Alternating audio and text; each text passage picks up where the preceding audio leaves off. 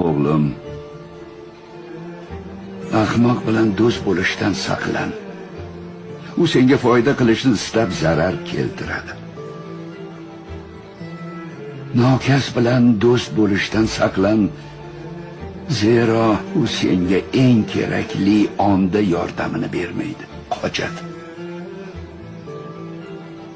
Yomonlik qiluvchilar bilan ham do'st bo'lishdan saqlan. Zero u seni arzimagan narsa uchun sotib ketadi.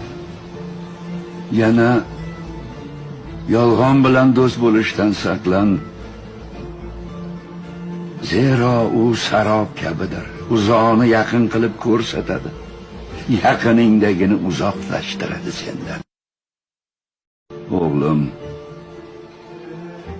ahmoq bilan do'st bo'lishdan saqlan.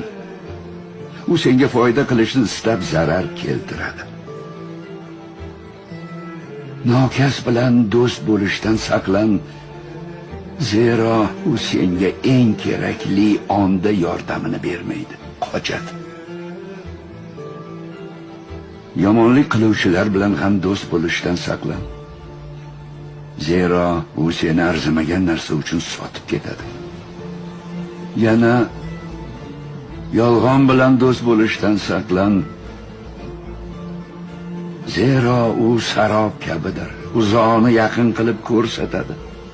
Yaqiningdagini uzoqlashtiradi sendan.